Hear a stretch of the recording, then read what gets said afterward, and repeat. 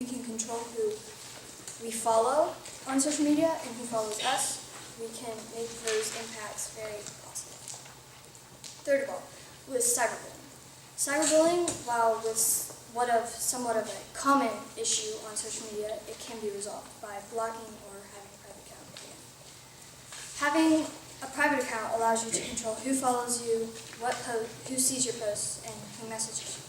My opponent stated that it can cause anxiety and suicidal thoughts. This, while true, is not only exclusive to social media. It can happen offline as well. And by getting rid of social media, this does not get rid of that problem. And yes, words can hurt, but literally on social media, we can block out those words. And say someone commented or messaged you and it was maybe mean or not helpful, you could either A, block it, B, report it, or C, delete it, or you could just do all of those things. In conclusion, reality can become ideal with parent involvement. Teens do not become their friends, they become their self, like their friends. And there is a way to block out those hateful digital words. Thank you. I hope you vote for the negative piece.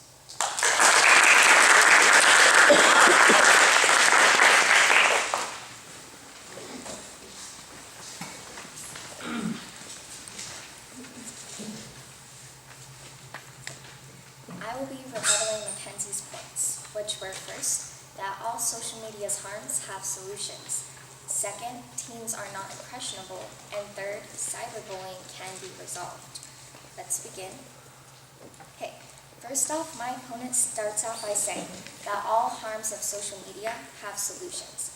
The solutions that she lists are parental involvement and blocking.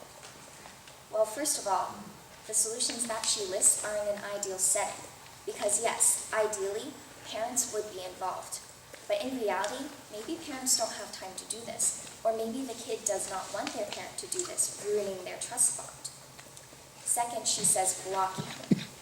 Well, if you block out everyone else and only have your one little clique, you're really not building community, which is one of the major good things about social media. Second, she talks about how teens are not impressionable. She goes on to say how they get their own personality by trying out different personalities to see which one fits them.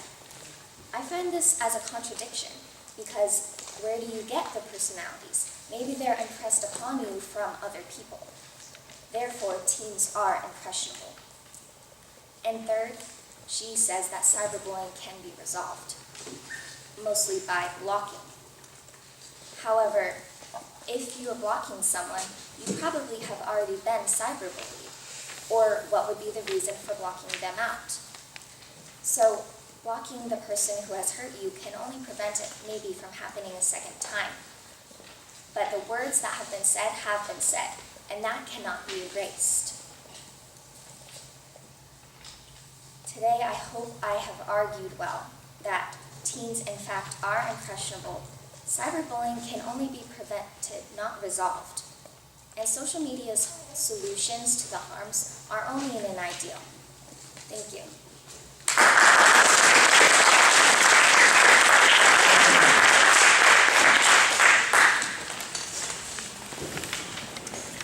Good morning, my name is Michael, and today I will be summarizing what the affirmative side has argued today. Let's begin. Today, the affirmative side has argued that in reality, social media is not suitable for teens under the age of 16. First, as Ezra has argued, social media causes dopamine to be released in massive quantities, which causes dopamine loops and addiction.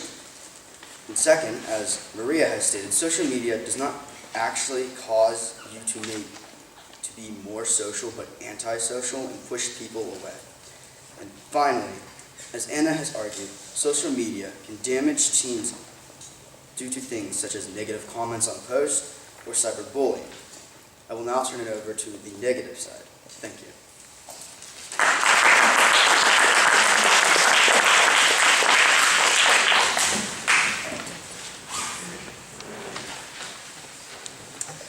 Hello everyone, my name is Nolan, and today I will be arguing that parental involvement enhances social media usage. My three main points are that social media lets the parent in It bonds the parent and teen together, and it is easy and beneficial to be involved in your teen's social media life. With that, let's begin. First, social media allows parents to be let in on what's up with their teen. Whether you think it's a good thing or not, social media is a great place to share your opinions with other people. It's what social media is for. Parents can use this by scrolling through their teen's social media feed to find out what their friends are like, what their interests are, and why they're so obsessed with owning 50 pairs of Converse shoes. This can really help the parents understand what their teen is going through and can spark a real-life conversation that might be awkward for the teen to have in real life. Secondly, social media helps bond the parent and teen together. Think about this scenario. Teens are surrounded by their friends who are all connected in social media, and yet the parent fears what they could get into on social media and so restricts them. The teen in this situation would feel untrusted, and the parent would feel that they couldn't trust. This is definitely not a good relationship to have with someone. Instead, think of it more as a mentor relationship. A study by Penn State University, which surveyed 588 teens, found that total restriction of social media actually had a repressive effect, while as a parent who mentored and guided their teen through social media usage actually empowered them to use a technology that they're already going to encounter in real life anyway. Thirdly, it is easy and beneficial to be involved in your teen's social media use. Just check in regularly with your teen. Every week, go through your teen's social media. Talk about what their life is like. This is something that should be happening regardless of whether your teen is using social media or not. And if this isn't maybe enough for you, or if you feel your teen is being rebellious on social media, there are plenty of apps that you can use, like MySpy, which allows you to see your teen's Snapchat feed, or Phone Share, which regulates time. Also, another way to do this is just share a social media account with your teen. Know the password so you can look at your teen's social media and block people that you think might not be good for them to be interacting with. In conclusion, parents should be involved in their teen's social media because it lets the parents in on their teen's life, it bonds them together, and is easy. It is the parent's responsibility to be involved in their teen's social media because this is a necessity for good usage. Thank you.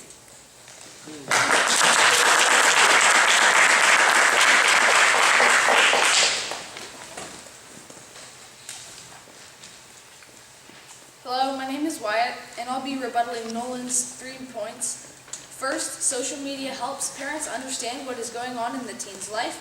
Second, social media bonds kids to their parents through trust. And third, it's easy for parents to get involved. Let's get started.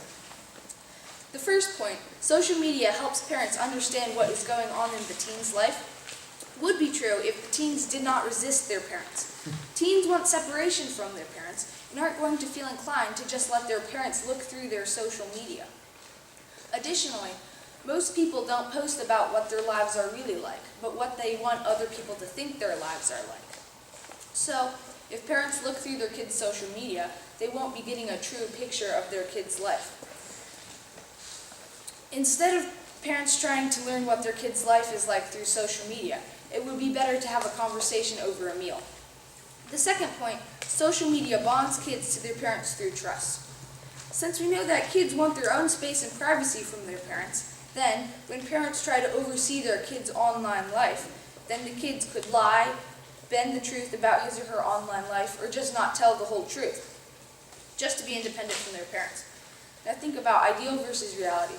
The ideal is that the kids let their parents oversee and look into their social media, but the reality is that the kids don't want that and resist their parents.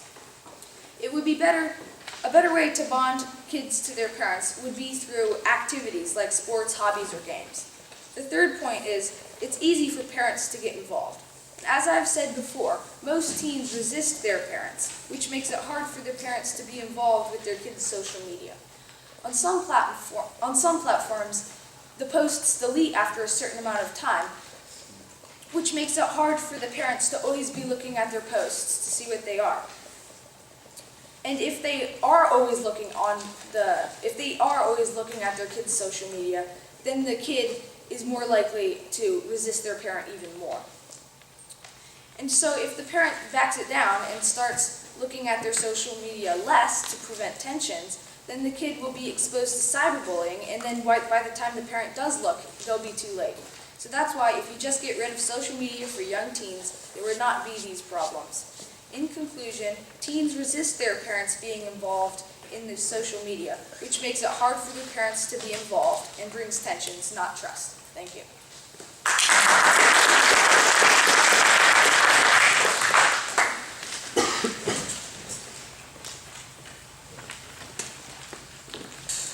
Hello again. Today I will again be rebuttaling Wyatt's rebuttal. So with that, let's begin. So Wyatt first talked about how it's not easy for parents to be involved in their teens' social media because the teens would be rebellious against them and resist that. It is a fact stated by many psychologists that teens rebel most often because they want control or attention. Because of our plan, if the teens were given social media, they wouldn't rebel because they had control over their social media and they have all the attention they could want because their parents are being involved with them. And he said that you wouldn't really see what their lives are really like, well, and that it's not a complete replacement for real life conversation, and that's not really what I was saying. I was saying it's not a complete replacement, but it's definitely a good supplement to what your teen is doing.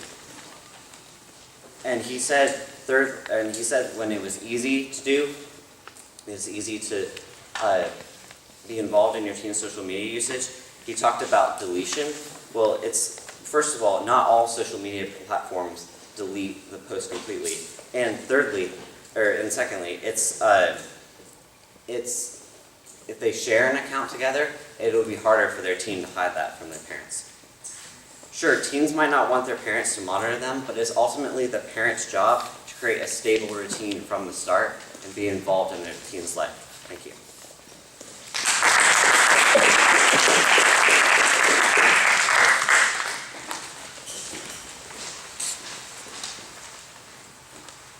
Hello, I'm Anijah, and I will be arguing how, with social media, teens can create a community where they feel like they belong and where they fit in, how they can keep in contact with friends and family that they don't get to see on a regular day-to-day basis, and how they can connect with people that share similar interests to them.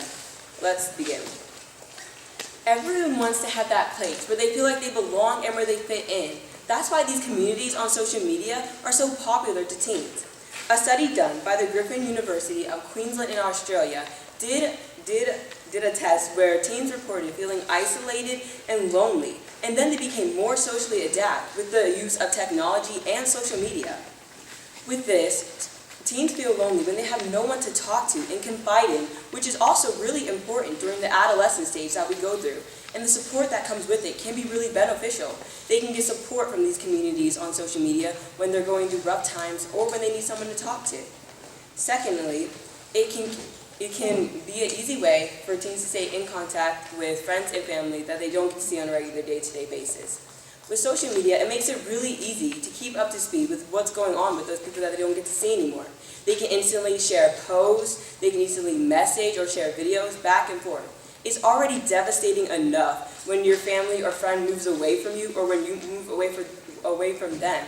So keeping in contact can be hard. But with social media, it's not hard. It's instantly at your fingertips. Lastly, social media lets you connect with people that you share similar interests with. You can share opinions and ideas back and forth and build up different opinions of your own and just really have that one-to-one connection with them and further your deeper connection and relationship with that person. To conclude, this is because social media lets you have that place where you feel like you belong, where you can keep in contact with friends and family that you don't get to see, and where you can connect with different people, is why we on the negative team believe that kids under 16 should be allowed access to social media. Thank you.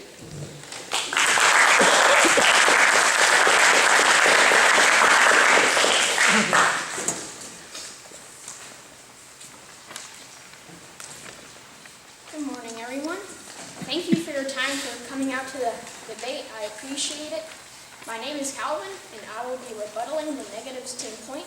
that children under 16 should have access to social media because of community. They claim that firstly, the internet provides access to support. Secondly, it promotes connection between friends and family.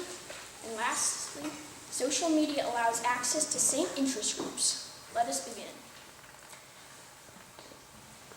Firstly, I'm responding to the point that you can belong to a community on social media. Well, rather than belonging to a community, I found that more kids tend to get cyberbullied. Statistics from the Hartford County Examiner show that at least half of teens have been cyberbullied, and only 1 in 10 tell their parents. And if half of teens have been cyberbullied, well, cyberbullying won't make them feel like they belong there. And also, the quality of belonging online is way different than belonging somewhere in person. For instance, whenever you're chatting online, the feeling there is very vague and weak. But when you're doing activities with others, you can build an even stronger feeling of belonging when you're doing something. And you can build an actual relationship. And also, there's a virtual wall on social media, which doesn't quite allow you to really experience it. Secondly, the negative team stated that the internet claims to promote connection between friends and family. While this may be true, there are still way more beneficial ways to connect, like Skype. I've used Skype and it works perfectly. You can also do phone calls and letters. With letters, you can express your creativity and thought, and you can show much more effort and work in it. Thirdly, I'm responding to the point that social media allows kids to access their interests. This is implying that kids can access things that their parents might not want them to. And to stop this, helicopter parents, which we've briefly mentioned, who constantly check kids' social media, would be involved. This would take lots of work to check the kid's account every week and for every kid, and it's usually the reality. And also, it's much better to access interest in person. For instance, if a kid likes acting, he might chat about acting online, but it's much more interesting and captivating to go to an actual play and experience the play. In conclusion, I have argued that firstly, cyberbullying is more common than support and belonging, and the quality of belonging in real life is much more better. Secondly, there are better ways to communicate, and thirdly, kids' interests usually lead to helicopter parents. Thank you for listening, and I encourage you to vote for the affirmative team.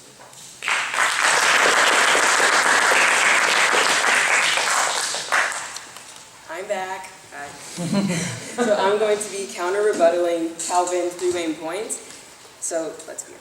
So my first point about how you can feel like you belong, he talked about cyberbullying, and I'm saying that these communities, teens are building themselves. So they're either deciding who's going to be in community with them, and if they're not creating and building them, they're choosing who they're going to be in community with. Why would you be in community with people that are mean to you? And if you create a positive community, cyberbullying will most likely not even come up. And secondly, my point on how you can keep in contact with friends and family, he says there are better ways there are other ways to keep in contact, like letters and things like that. Well, it's 2019, and social media only keeps growing and becoming more widespread and more accessible. Sending letters, well, it takes time and things like that. And social media, it's at your fingertips. It's right there. You don't have to do all the extra stuff like sealing a letter and putting stamps on it and stuff. It's right there. And also on my point about staying in contact with friends, he also says there are kind of other platforms to do that, such as acting classes and things like that. Well, we're not replacing those. We're not saying that those things are being replaced with social media. It's just another thing that you can use to have a connection with other people. And also acting, you're not really like being in a relationship with other people. You're putting on a play. And so, yeah. Thank you.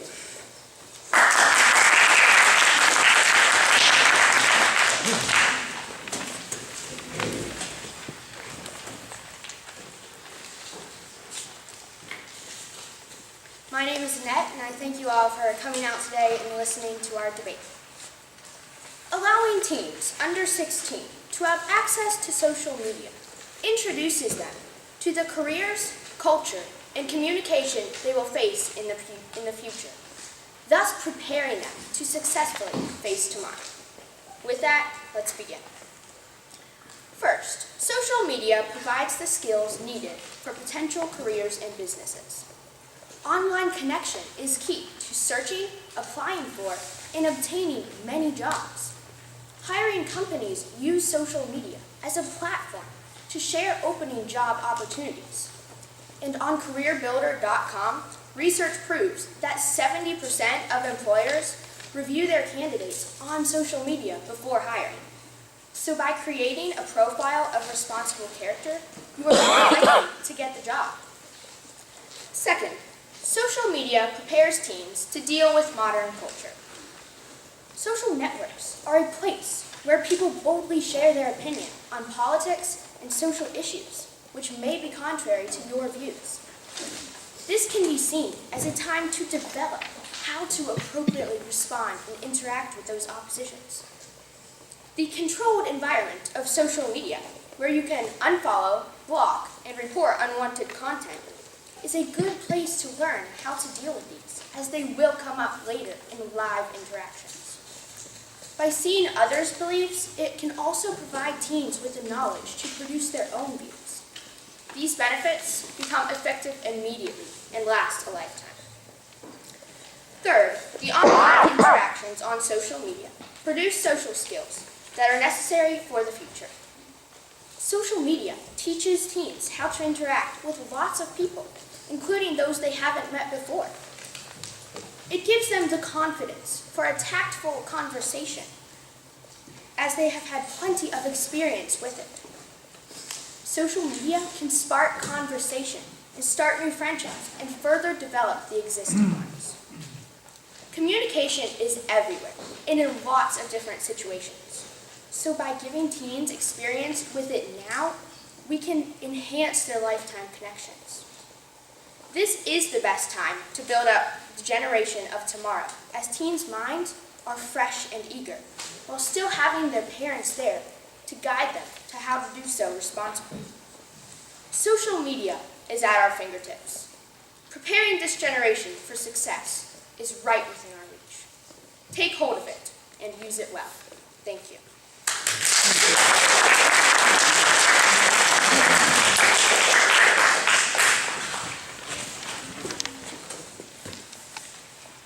Good morning, my name is Josiah Lucas, and I will be rebuttaling my opponent's point of how teens under the age of 16 should have access to social media. First, Annette argued that social media will prepare you for your future jobs. Secondly, that social media connects you with culture and other opinions. And thirdly, how social media gives you a wide range of ways to communicate. With that, let's begin. Annette's first point was that social media prepares you for your future jobs. Our team realizes that certain jobs, such as customer service representatives or market research analysts, require social media. But those jobs, on average, need at least 6 years, needs at least a bachelor's degree. That is almost 6 years after you turn 16. You have to learn to use social media properly. My opponent's second point was that social media helps you connect with culture. It's true that social media does help you interact with culture, but there are so many other ways to do that, whether through television or newspaper or even talking to people you know. These are just a few ways you can connect with culture without exposing yourself to the dangers of social media. And that's third point, is that social media helps you communicate. Similar to my response to the point of communicating with culture, there are so many other ways to communicate, whether through Skype, text, group texts, or even sending letters. These ways are better because they allow you to communicate without exposing yourself to the dangers of social media. She also talked about communicating with people with other beliefs, but there are a lot more beneficial ways to do this other than social media. And a lot of times on social media, that turns into a useless argument that a lot of times can lead to cyberbullying. In conclusion, first, I have proven that kids under 16 don't actually need social media to prepare them for the future. Second, that there are better ways to connect with culture, and thirdly, that there are more beneficial ways of communicating. For these reasons, I encourage you to vote affirmative. Thank you.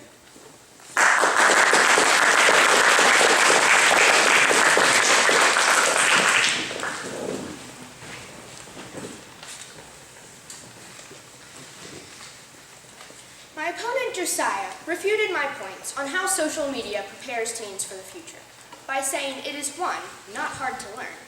Two, before 16, the cons outweigh the pros. And three, that there are other ways to communicate.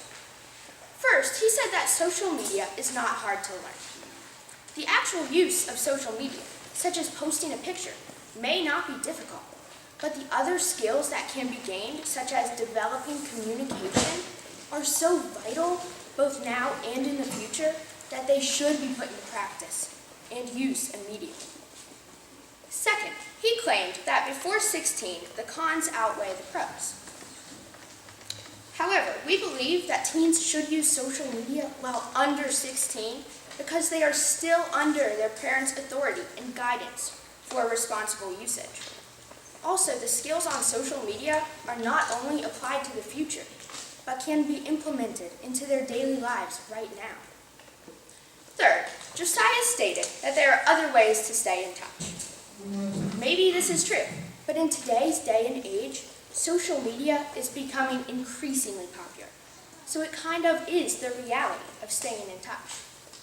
We believe that if this is the way that society communicates, then we best prepare teens for that and help them to adapt for their future in that way. Regardless if you think teens under 16 should have social media, you can't deny that it already is a big part of their lives.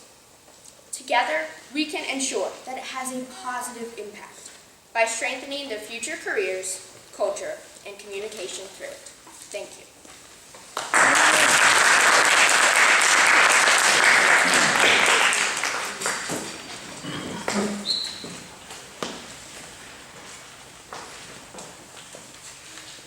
Hello, I'm David, and I'm going to be summarizing the negative case. First, the negative case said that the parents will be involved. The parents can help teens use social media properly and well, and that can create a bond. And since that creates a bond, the parents will trust the teen more. Parents can also limit the screen time so they can create a bond outside of social media. Secondly, it will form a sense of community. They can help raise awareness, they'll make friends with other people and people that have similar interests and stay in touch. And thirdly, they'll be prepared for life. They can learn about new things, learn about the world, and they can develop social skills that are very important. They will also learn how to deal with other people and learn other things. Thank you.